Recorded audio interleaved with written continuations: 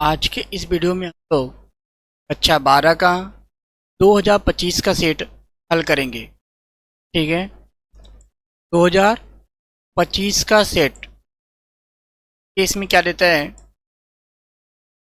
2025 के सेट में क्या दे रखा है। 2025 का जो सेट है उसमें सेट संख्या है 346 JS। पहला प्रश्न दे रखा है, विद्युत चुंबकीय तरंगों के संचरण में संचरण की दिशा तथा ध्रुवण तल के बीच कोण होता है 0 डिग्री, 45 डिग्री, 90 डिग्री या 180 डिग्री। तो आपका जो सही आंसर होगा वह होगा 0 डिग्री। क्या होगा? 0 डिग्री सही आंसर होगा। क्यों होगा इसे देखते हैं। 0 डिग्री पहला ऑप्शन आपका सही है, क्योंकि ध्रुवण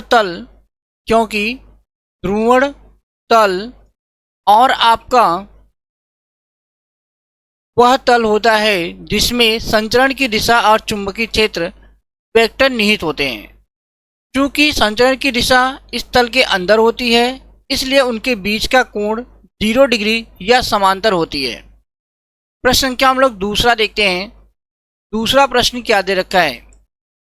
दूसरा प्रश्न दे रखा है, जब M1 तथा M2 द्रव्यमान के दो नाभिक परस्पर संलयित होकर M द्रव्यमान का नाभिक बनाते हैं तो ऊर्जा उत्सर्जन होता है। इस प्रक्रिया में पहला जो ऑप्शन दे रखा है M1 plus M2 less than M। दूसरा ऑप्शन दे रखा है आपको M1 plus M2 is greater than M। तीसरा ऑप्शन दे रखा है M1 plus M2 is equal to M। चौथा ऑप्शन दे रखा है आपको M1 into M2 is greater than M square. अर्थात आपसे यहाँ पे ये कह रहे हैं यदि दो नाभिक हैं और उनका द्रव्यमान अलग अलग है, M1 और M2 है, तो संलयित होने के बाद में उनका जो द्रव्यमान M होगा वह किसके बराबर होगा? दोनों नाभिकों से जो है योग के इसके बराबर होगा। तो ऑप्शन नंबर आपका 2 क्या है? सही है। M1 plus M2 is greater than M। M1 plus M2 is greater than M, यानी M1 और M2 का योग जो होगा वह अधिक होगा नए नाभिक के द्रव्यमान से। क्योंकि जब दो हल्के नाभिक जुड़कर या संलयन करके एक भारी नाभिक बनाते हैं और ऊर्जा डेल्टा E उत्सर्जित होती है, तो यह ऊर्जा द्रव्यमान क्षति डेल्टा M के कारण होती है, जो आइंस्टाइन के द्रव्यमान ऊर्जा संबंध E बराबर mc स्क्वायर के अनुसार होती है। अगर हम ये कहें कि संलयन से पहले का कुल द्रव्यमान जो होगा वो M1 प्लस M2 होगा, संलयन के बाद का कुल द्रव्यमान जो है कैपिटल M मान लेते हैं, द्रव्यमान क्षति यानी जो द्रव्यमान क्षति है उसे हम डेल्टा M मानते हैं, तो ये बराबर होगा M1 plus M2 minus capital M। ऊर्जा उत्सर्जन के लिए डेल्टा M का मान धनात्मक होना चाहिए, इसलिए M1 प्लस M2 का मान कैपिटल M से बड़ा होगा। ठीक है, अगले प्रश्न को हम लोग देखते हैं। इस दूसरे का आपका आंसर हुआ था ये वाला, M1 प्लस M2 का मान M से बड़ा होगा। तीसरा देखते हैं, एक प्रत्यावर्ती धारा परिपथ में 8 ओम का प्रतिरोध तथा 6 ओम का प्रेरकत्व। देखिए प्रतिरोध को जो हम क्या करते हैं R से दिखाते हैं, तो मतलब R का जो मान दे रखा है हमें कितना दे रखा है 8 ओम, और प्रेरकत्व को हम किससे दिखाते हैं L से दिखाते हैं, तो इसका मान आपको दे रखा है 6 ओम। कितना दे रखा है 8 ओम का प्रतिरोध तथा 6 ओम का प्रेरकत्व, तो ये दे रखा है आपको 6 ओम। ध्यान दें, प्रेरकत्व प्रतिघात 6 ओम का प्रेरकत्व प्रतिघात श्रेणी क्रम में लगे हैं, तो परिपथ का प्रतिबाधा होगा, परिपथ की प्रतिबाधा होगी। देखते हैं इसका सलूशन। इसके सलूशन के लिए हम लोगों ने क्या किया है, एक सूत्र का उपयोग करेंगे। क्या होता है कि Z बराबर करनी में, यहाँ देखिए पूरा है Z, ये है आपका सूत्र Z बराबर करनी में R स्क्वायर प्लस XL, इसे हम कहते हैं क्या XL को प्रेरकत्व से दिखाते हैं। तो R का मान आपको दे रखा है 8 ओम और XL का मान कितना दे रखा है 6 ओम। तो इस सूत्र में रखेंगे तो 8 का वर्ग प्लस 6 का वर्ग बराबर 8 का वर्ग 64 और 6 का वर्ग कितना हो जाएगा 36। दोनों को जोड़ेंगे तो करणी में कितना आ जाएगा 100 और इसका वर्गमूल निकालेंगे तो क्या आ जाएगा 10 ओम। मतलब चौथा जो आपका ऑप्शन है वह सही होगा। चौथा जो आपका ऑप्शन है वो क्या होगा, सही आंसर होगा। इसे एक्सेल से दिखाते हैं, मतलब 10 ओम जो है वो आपका सही आंसर। अगला क्वेश्चन देखते हैं हम लोग। कह रहा है निर्वात में विद्युतशीलता का मात्रक है। निर्वात में विद्युतशीलता का मात्रक है।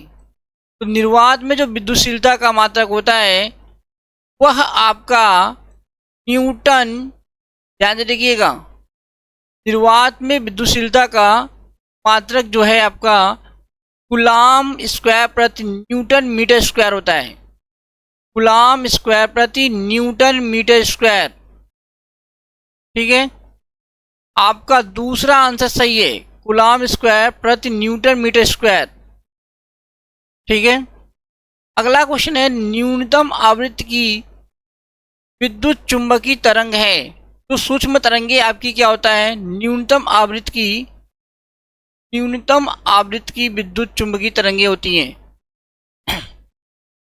देखिए क्या दे रखा है, सूक्ष्म तरंगे, चौथा ऑप्शन आपका सही है। क्रम बढ़ती आवृत्ति, मतलब तरंगों की बढ़ती क्रम में आवृत्ति जो है, सूक्ष्म तरंगे सबसे छोटी तरंगे होती हैं, उससे बड़ी होती है पराबैंगनी तरंगे, उससे बड़ी आवृत्ति की होती है एक्स किरणें, उससे बड़ी होती है गामा किरणें की आवृत्ति। ये आवृत्ति की बढ़ती हुई क्रम है। सबसे सूक्ष्म होती है, मतलब सबसे कम आवृत्ति की होती है सूक्ष्म तरंगे, उससे बड़ी आवृत्ति की होती है पराबैंगनी किरणें, उससे बड़ी होती है एक्स किरणें और उसके बाद होती है गामा किरणें की आवृत्ति। अगले क्वेश्चन को देखते हैं हम लोग। अगला जो प्रश्न है हम लोगों का कह रहा है अनुचुंबकीय पदार्थ की चुंबकीय प्रवृत्ति परम ताप T के साथ किस प्रकार बदलती है। तो इसका होगा जो सही आंसर होगा वह आपका होगा ऑप्शन 2। दूसरा ऑप्शन आपका सही होना चाहिए। दूसरा option X proportional T inverse. Curie के नियम, मैडम क्यूरी का जो नियम था उनके अनुसार अनुचुंबकीय पदार्थों की चुंबकीय प्रवृत्ति तापमान के व्युत्क्रमानुपाती होती है। क्यूरी ने जो नियम दिया था उनके अनुसार हम कह सकते हैं अनुचुंबकीय पदार्थों की चुंबकीय प्रवृत्ति तापमान के व्युत्क्रमानुपाती होती है। ठीक है, अगले प्रश्न को देखते हैं हम लोग। खंड अ का 1 के सभी क्वेश्चन हो गए। अब हम लोग क्या करेंगे, प्रश्न संख्या 2 को देखते हैं। 2 में जो पहला प्रश्न दे रखा है खंड ब का दूसरे का पहला क्वेश्चन क का, पूर्ण आंतरिक परावर्तन से क्या तात्पर्य है, किरण आरेख बनाकर दिखाइए। तो देखिए सामने ये रहा पूर्ण आंतरिक परावर्तन का किरण आरेख, जिसमें क्या होता है कि सघन माध्यम से विरल माध्यम में जब प्रकाश की किरणें जाती हैं तो वह सघन माध्यम से विरल माध्यम में ना जाके वापस उसी माध्यम में अगर आ जाती है तो इसे हम पूर्ण आंतरिक परावर्तन कहते हैं।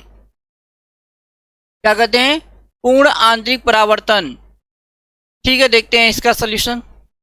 देखिए प्रश्न संख्या 2 का उत्तर दे रखा है, प्रश्नोत्तर संख्या 2 का क, पूर्ण आंतरिक परावर्तन, जब प्रकाश की किरण सघन माध्यम से विरल माध्यम में प्रवेश करती हैं और आपतन कोण I का मान क्रांतिक कोण C से अधिक होता है तो प्रकाश की किरण दूसरे माध्यम में ना जाकर वापस उसी माध्यम में पूरी तरह परावर्तित हो जाती है।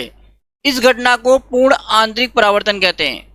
याद रहे कि इसमें जो आपका आपतन कोण I है उसका मान क्रांतिक कोण C से अधिक होना चाहिए। मतलब I जो है उसका मान क्या होना चाहिए, C से अधिक होना चाहिए। ठीक है, अगले क्वेश्चन को देखते हैं हम लोग। यदि आपको हमारी वीडियो अच्छी लगती है, कुछ सीखने को मिलता है आपको, तो आप हमारे चैनल को सब्सक्राइब कीजिए और अपने दोस्तों के साथ में शेयर कीजिए। ठीक है, अगले क्वेश्चन को देखते हैं हम लोग। कह रहा है समस्थानिक एवं संभारिक नाविकों में अंतर समझाइए। समस्थानिक एवं संभारिक नाविकों में अंतर समझाइए। देखिए, समस्थानिक और संभारिक नाविकों में अंतर को हम लोग देखते हैं। क्या दिया है, पहले गुण दिए रखे हैं और फिर समस्थानिक फिर संभारिक को अलग अलग करके हम पढ़ते हैं। परिभाषा देखते हैं सबसे पहले। तो वे परमाणु जिनमें या वे परमाणु जिनके परमाणु क्रमांक समान होते हैं लेकिन द्रव्यमान संख्या भिन्न भिन्न होती है, समस्थानिक कहलाती हैं। फिर से सुनिए, वे परमाणु जिनके परमाणु क्रमांक समान होते हैं लेकिन द्रव्यमान संख्या भिन्न भिन्न होती है, समस्थानिक कहलाती है। संभारिक क्या, वे परमाणु जिनकी द्रव्यमान संख्या समान होती है लेकिन परमाणु क्रमांक भिन्न भिन्न होते हैं, संभारिक कहलाते हैं।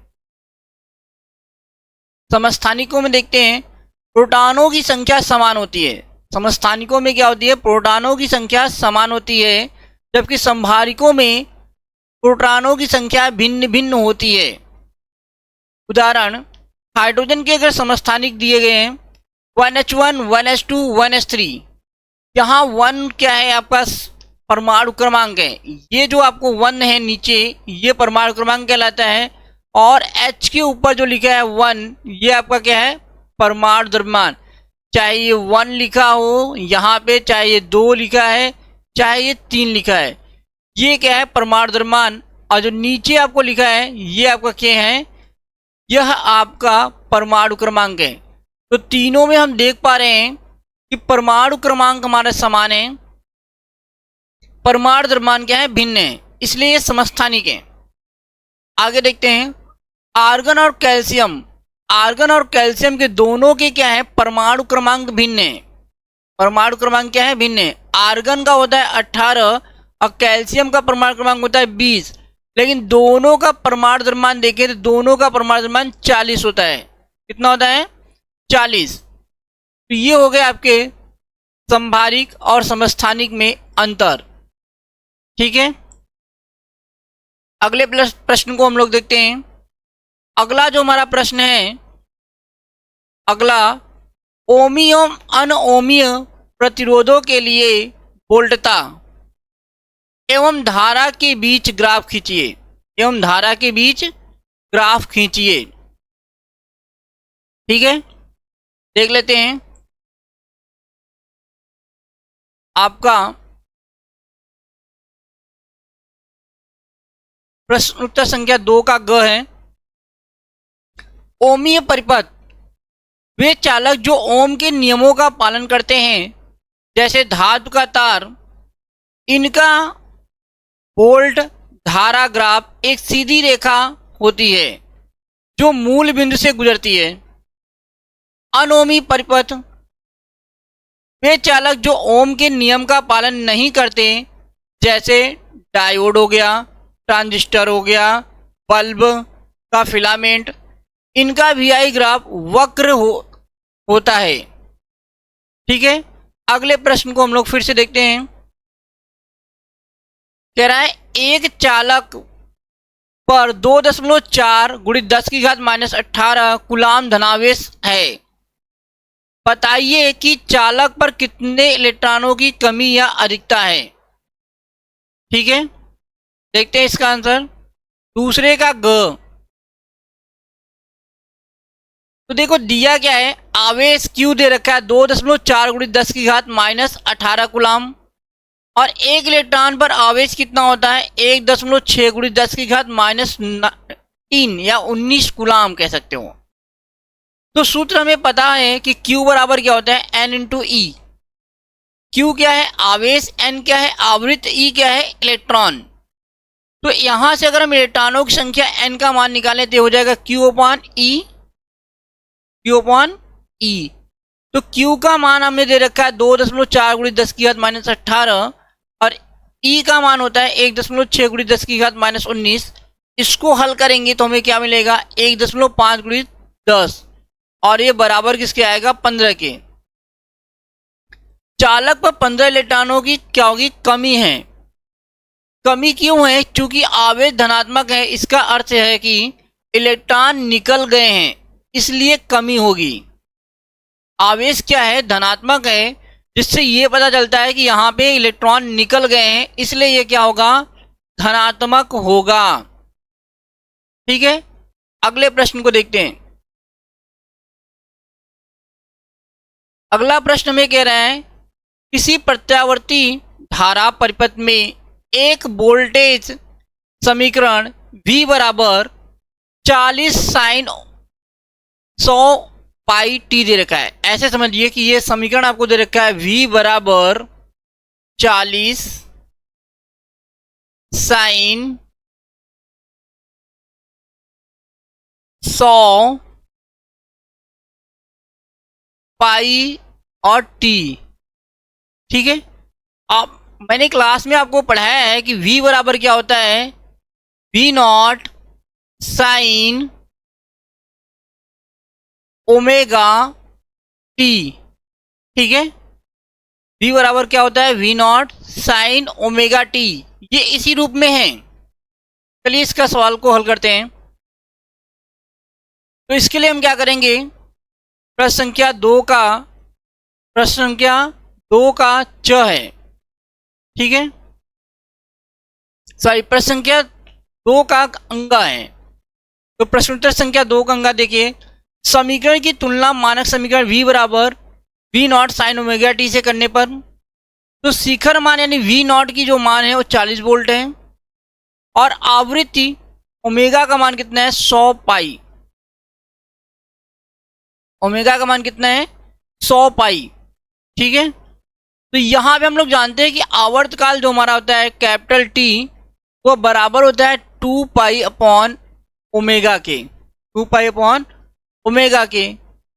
तो ओमेगा बराबर हम लोग यहां से लिख सकते हैं क्या, ओमेगा बराबर लिख सकते हैं 2 पाई अपॉन में कैपिटल टी, अपॉन में कैपिटल टी। तो हल करेंगे तो ये क्या हो जाएगा, हल करेंगे तो ये हो जाएगा हमारा,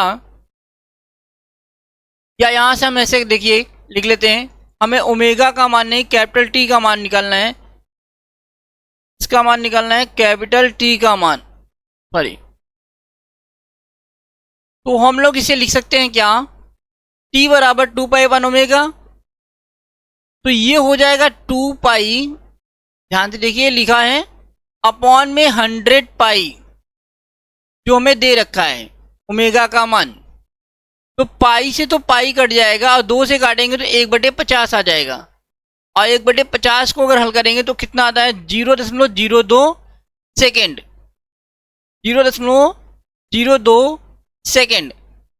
ठीक है, और आपको क्या कह रहा है, यहां टी सेकेंड में है, समय बोल्टा ग्राफ उचित पैमाने पर पूरे चक्र के लिए बनाइए। समय बोल्टा ग्राफ क्या करना है, पूरे चक्र के लिए बनाना है। तो आप यहां पे कर सकते हो क्या, समय बोल्टा ग्राफ बनाने के लिए आप यहां पे एक ऐसे वक्र खींच लीजिए, ऐसे एक लाइन, इस लाइन को फिर आप ऐसे कर लीजिए, और आप इसके ऊपर और नीचे आप इसको क्या कहते हैं, कुछ पॉइंट्स में बांट लीजिए और इसको कुछ मानिए, और फिर आप इस तरीके से आप इसके ग्राफ को ऐसे करके दिखा सकते हैं। ठीक है, आप इसे कर लेंगे, ये बिल्कुल इजी है। ठीक है, मैं इसको हटा दे रहा हूं। इसी प्रकार से आपको ग्राफ खींचना है और कुछ नहीं करना है। चलिए अगला क्वेश्चन हम लोग देखते हैं। ये एक नंबर के क्वेश्चन है, इतना तो आप लोग आसानी से कर सकते हैं। ठीक है, देखिए अगला क्वेश्चन, ये आपका खंड ब का प्रश्नोत्तर संख्या 2 का अंक का आंसर था। अगला क्वेश्चन जो हमारा है, च हाइड्रोजन परमाणु में इलेक्ट्रॉन नाभिक के चारों ओर प्रति सेकेंड 6.0 × 10⁻15 चक्कर लगाता है।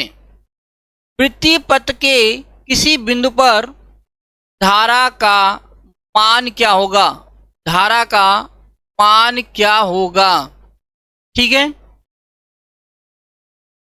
धारा का मान क्या होगा। चलिए इसको हटा देते हैं यहाँ से।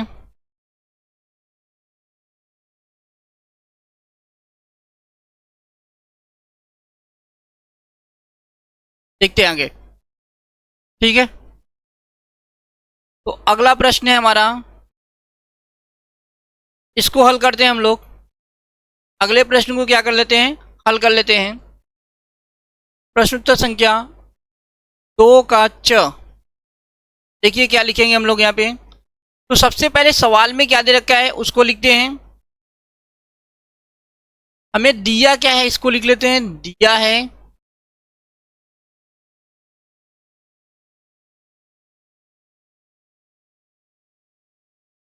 क्या, दिया है आवृत्ति दे रखा है। क्या दे रखा है, आवृत्ति।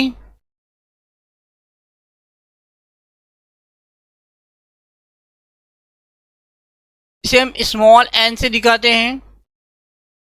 यह आपको दे रखा है 6.0 × 10 कितना दे रखा है 15 चक्कर प्रति सेकंड। चक्कर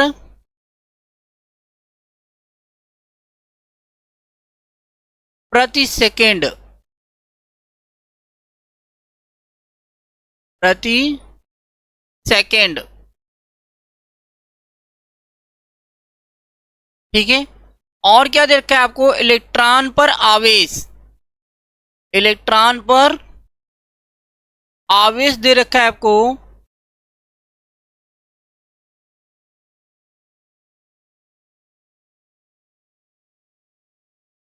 इलेक्ट्रॉन पर आवेश।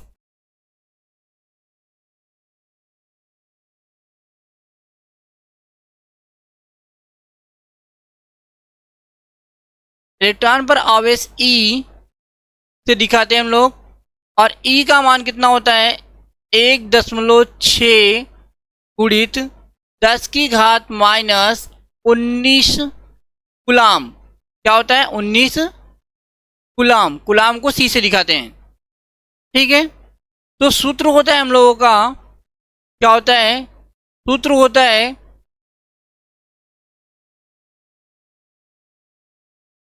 सूत्र क्या है, Q बराबर यानी आवेश बराबर होता है N × E तथा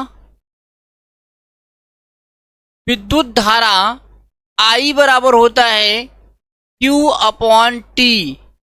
Q/T। तो यहां हम लोग लिख सकते हैं N × E अपॉन में T। तो N का जो मान है वह आपको दे रखा है 6.0 × 10⁻15। ठीक है, और E का जो मान है वो दे रखा है आपको 1.6 × 10⁻⁻19। और क्योंकि यहाँ पे कह रहा है प्रति सेकंड है तो T का मान हम क्या लेंगे 1। तो क्या करेंगे 6 गुणित 1.6 और 10⁻⁻19 प्लस 15 को हल करेंगे तो कितना हो जाएगा 16 का पहाड़ा 6 बार पढ़िए तो आ जाएगा 96। तो मतलब 9.6 गुणित 10⁻19 में से 15 घटा दीजिए -4 आ जाएगा, -4। तो हम इसको लिख सकते हैं 9.6 गुणित 10⁻⁻4 एम्पियर। ठीक है, और इसको लिखना चाहें तो हम इसको लिख सकते हैं क्या 0.9696 मिली एम्पियर। क्या लिख सकते हैं मिली एम्पियर। ठीक है, ये हो गया हमारा आंसर। अगला क्वेश्चन हम लोग फिर से देखते हैं। यदि आपको हमारे वीडियो अच्छे लगते हैं तो आप इसे लाइक कीजिए हमारे चैनल को, और इसे सब्सक्राइब कर लीजिए और इन्हें अपने दोस्तों के साथ में शेयर कीजिए। आपको इस चैनल पे पूरा का पूरा जितने भी प्रीवियस ईयर क्वेश्चन हैं सभी के सभी हल कराए जाएंगे। ठीक है, अगले क्वेश्चन को हम लोग देखते हैं। अगला क्वेश्चन हो गया हमारा 2 का च हो गया। इसके बाद हम लोग देखते हैं तीसरा क्वेश्चन, प्रश्न क्या तीसरा, खंड स से तीसरा का क देखते हैं। परमाणु के रदरफोर्ड मॉडल की मुख्य कमियां क्या हैं? परमाणु की रदरफोर्ड मॉडल की मुख्य कमियां क्या हैं? ठीक है, इसके आंसर को हम लोग देखते हैं। मुख्य रूप से रदरफोर्ड के मॉडल की दो कमियां हैं। कितनी कमियां हैं? दो कमियां हैं। पहला क्या है? परमाणु के स्थायित्व की व्याख्या न कर पाना। परमाणु के स्थायित्व की व्याख्या न कर पाना। रदरफोर्ड के मॉडल में इलेक्ट्रॉन नाभिक के चारों ओर घूमते हैं, अतः इलेक्ट्रॉन की ऊर्जा कम होती जानी चाहिए और उसे सर्पिलाकार मार्ग बनाते हुए अंततः नाभिक में गिर जाना चाहिए। इससे परमाणु नष्ट हो जाएगा, परंतु वास्तव में परमाणु अस्थायी होता है। ये रदरफोर्ड की परमाणु मॉडल की पहली कमी थी। वास्तविकता ये है, रदरफोर्ड ने ये कहा कि अगर ये हमारा परमाणु का नाभिक है तो इलेक्ट्रॉन इसके चारों तरफ चक्कर लगाते हैं। इलेक्ट्रॉन क्या करते हैं? इसके चारों तरफ चक्कर लगाते हैं। तो और क्या करते हैं? रदरफोर्ड ने ये कहा कि इलेक्ट्रॉन क्या करेंगे, इस तरीके से अगर चक्कर लगाते रहेंगे, रदरफोर्ड ने बताया, तो उन्हें एक सर्पिलाकार बनाते बनाते बनाते बनाते वो नाभिक में आके गिर जाना चाहिए। जब नाभिक में आके गिरेंगे तो पूरा का पूरा परमाणु क्या हो जाएगा? नष्ट हो जाएगा, जो कि ऐसा होता नहीं है। परमाणु तो अस्थायी होता है। परमाणु क्या होता है? अस्थायी है आपका। इसलिए उनकी कमियां क्या लिखाई बताई गई? रदरफोर्ड के मॉडल में इलेक्ट्रॉन नाभिक के चारों ओर घूमते हैं, अतः इलेक्ट्रॉन की क्या कम होती जानी चाहिए और ऐसे सर्पिलाकार मार्ग बनाते हुए अंततः नाभिक में गिर जाना चाहिए। इससे परमाणु नष्ट हो जाएगा, परंतु वास्तव में परमाणु अस्थायी होता है। दूसरी कमी देखते हैं हम लोग। दूसरी कमी है इनकी रेखीय स्पेक्ट्रम की व्याख्या न कर पाना। रेखीय स्पेक्ट्रम की व्याख्या न कर पाना। ठीक है, इस मॉडल के अनुसार इलेक्ट्रॉन की आवृत्ति लगातार बदलनी चाहिए। इलेक्ट्रॉन की जो आवृत्ति है वो लगातार बदलनी चाहिए, जिससे सतत स्पेक्ट्रम प्राप्त होना चाहिए। परंतु वास्तव में परमाणुओं का स्पेक्ट्रम, ठीक है, रेखीय होता है। यहाँ रेखीय लिखा गया है टाइपिंग के समय, रेखीय होता है। रदरफोर्ड मॉडल इसका कारण नहीं बता सका। यहाँ गलती से ल लिखा गया है टाइप करते समय, आप इसे य मानिएगा, रेखीय। ठीक है, रेखीय स्पेक्ट्रम की व्याख्या ना कर पाया। अगले क्वेश्चन को देखते हैं हम लोग। दूसरा हमारा प्रश्न कह रहा है इसका, एक उत्तल लेंस पर प्रकाश की किरणें चित्र के अनुसार पड़ रही है।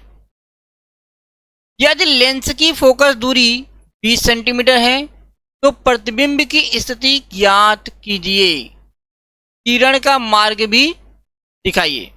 तो देखिए यहाँ पे क्या दे रखा है? फोकस दूरी यानी f का मान 20 दे रखा है, f का मान 20 सेंटीमीटर दे रखा है और u का मान 10 सेंटीमीटर दे रखा है। ठीक है, तो हम लोग क्या करेंगे, इसको हल करके आसानी से निकाल सकते हैं।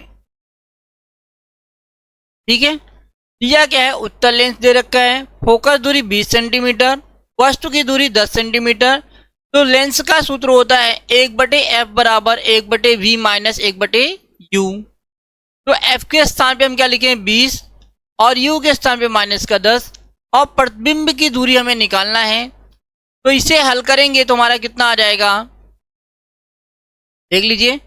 इसको जब हल करेंगे तो हमारा v का मान आएगा 20/3 जो बराबर होता है 6.67 के। 6.67 के मतलब ये वस्तु से पहले ही बन जा रहा है। इसकी कम से कम 6.67 दूरी पर ही इसकी वास्तविक प्रतिबिंब बन जाएगी। ठीक है, आगे बढ़ते हैं हम लोग अगले क्वेश्चन की तरफ। अगला है विद्युत चुंबकीय तरंगें क्या होती हैं? इनके संचरण आरेख खींचकर विद्युत क्षेत्र एवं चुंबकीय क्षेत्र अवयव दिखाइए। तो पहले ही मैं आपको बता दे रहा हूँ, विद्युत चुंबकीय तरंगें को संचरण करने के लिए माध्यम की आवश्यकता नहीं होती, माध्यम की आवश्यकता नहीं होती। ठीक है, परिभाषा देखते हैं हम लोग इसकी। वे तरंगे जिनके संचरण के लिए किसी भौतिक माध्यम की आवश्यकता नहीं होती तथा जिनमें विद्युत क्षेत्र E और चुंबकीय क्षेत्र B एक दूसरे के लंबवत तथा तरंग संचरण की दिशा के भी लंबवत कंपन करते हैं, विद्युत चुंबकीय तरंगे कहलाती हैं। जैसे चित्र देखिए आप इसका, ये आपका एक्स अक्ष जो है, इसे हम एक्स अक्ष मान लेते हैं। ये जो हमारा एक्स अक्ष है वो तरंग संचरण की दिशा में है। ये हमारा जो वाई अक्ष है यह हमारा विद्युत क्षेत्र है, और ये जो हमारा जेड अक्ष है ये हमारा चुंबकीय क्षेत्र को दिखा रहा है। ठीक है, जो हमारा जेड अक्ष है वो किसको दिखा रहा है? चुंबकीय क्षेत्र को दिखा रहा है। तो इनका एक चित्र दिखाया गया है यहाँ पे देखिए। यहाँ पे तरंग के संचरण की दिशा एक्स अक्ष के अनुदिश हम लोग लिए हैं, चित्र में दिखाया गया है। तो विद्युत क्षेत्र और चुंबकीय क्षेत्र एक दूसरे के क्या होते हैं? लंबवत होते हैं। चित्र को आप ध्यान से देखिए, नीचे अगर विद्युत क्षेत्र है तो ऊपर चुंबकीय क्षेत्र है, या नीचे चुंबकीय क्षेत्र है तो उसके ऊपर यानी लंबवत क्या है? विद्युत क्षेत्र है। ठीक है, अगले प्रश्न को देखते हैं हम लोग। अगला प्रश्न कह रहा है चुंबकीय द्विध्रुव आघूर्ण का सूत्र स्थापित कीजिए। चुंबकीय द्विध्रुव आघूर्ण का सूत्र स्थापित कीजिए। ठीक है, अगले प्रश्न को हम लोग देख लेते हैं। ठीक है, देखिए सूत्र स्थापना करने में यदि किसी चालक लूप में विद्युत धारा, यदि किसी चालक लूप में विद्युत धारा I प्रवाहित हो रही है, विद्युत धारा क्या प्रवाहित हो रही है?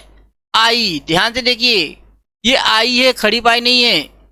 विद्युत धारा I प्रवाहित हो रही है और लूप का अनुप्रस्थ काट क्षेत्रफल कितना हो? A है। लूप का अनुप्रस्थ काट क्षेत्रफल कितना है? A है। तो उस लूप का चुंबकीय द्विध्रुव आघूर्ण कैपिटल M धारा और क्षेत्रफल के गुणनफल के क्या होता है? बराबर। मतलब M बराबर क्या होगा? I इंटू A के।